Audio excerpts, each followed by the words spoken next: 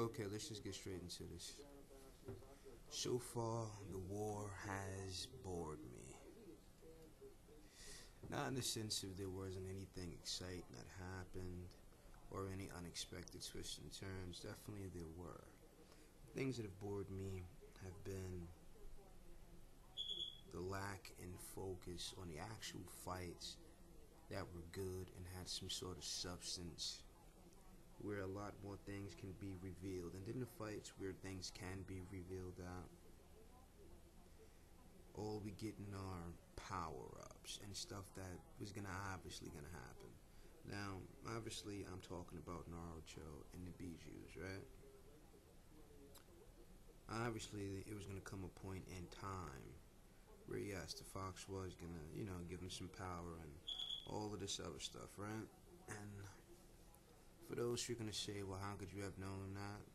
Isn't it obvious? I mean, anytime Naruto has really been in trouble, or he was really gonna die, or something like that, or got angry or something like that, he was able to tap into the Fox's power. Now, for the Fox to truly not give a shit about its host, I mean, I'm pretty sure he wouldn't have lent it any power. I mean, if Naruto dies, I mean, what happens to the actual Biju? If any one of the Jinchuriki dies in a way where, it's not extracted from you, but you're just killed in battle, does your Biju just come out, or is it lost with you?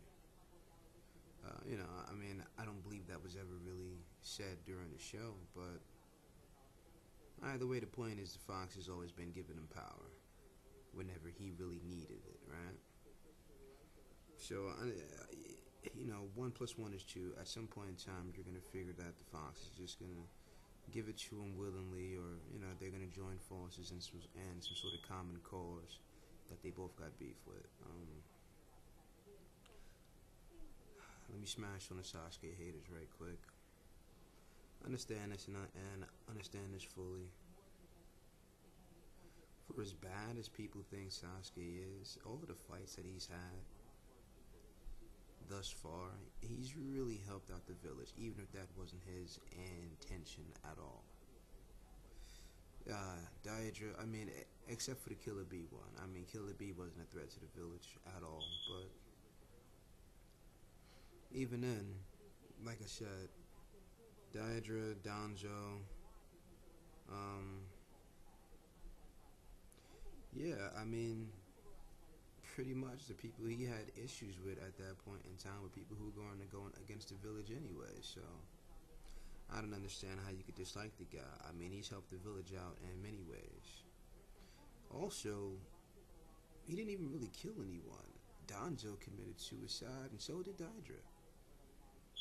So, pretty much the guys who are fighting them are killing themselves rather than seeing the fight through the end. Except for B, who used the Shadow Clone joint and got away.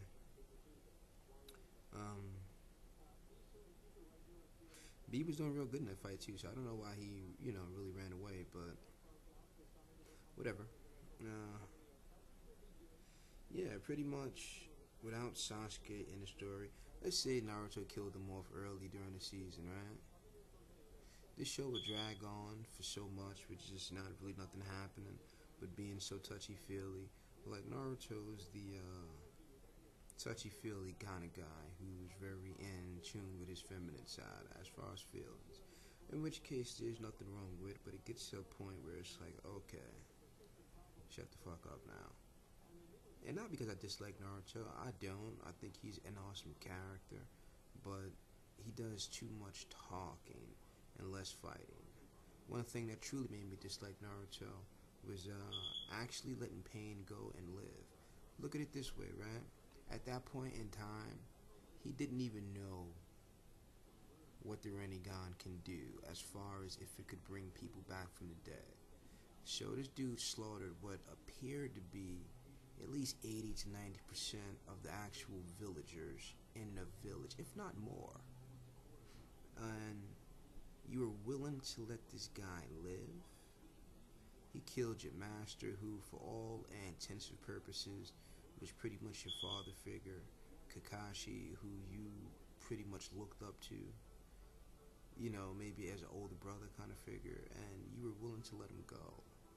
You were willing to let pain live, and you want to talk it out with him. I don't understand that. I mean, people say, oh yeah, well that what makes Naruto Naruto. No, that's what makes you, well, that's what makes the kind of viewer like me dislike Naruto. See, when it comes down to a moment where it's like, okay, you done wrote Naruto into a corner now where he has to finally kill somebody or just go for the kill, and you still allow the character to bitch out. And this was just one of the things where, as I'm reading the manga when it was coming out, because you got folks who just look at the anime and you got folks who read the manga. I do both. I love seeing it animated, or when you see a certain fight in the manga, I wonder how they're gonna animate it, and what extra dialogue they're gonna add to it, because a manga can only give you but so much dialogue. Everything else has to kind of be added on during the animations, right? So, but as I'm reading the manga, and it gets to the part where he's willing to talk it out with this guy, I'm just like, what the fuck? Because I'm sitting here thinking, like, yo, my man Kakashi gone. They killed, Jiraiya. Probably one of the most brutal deaths, if not the most brutal thus far, that you've seen in the whole Naruto series, was the way Jiraiya went out.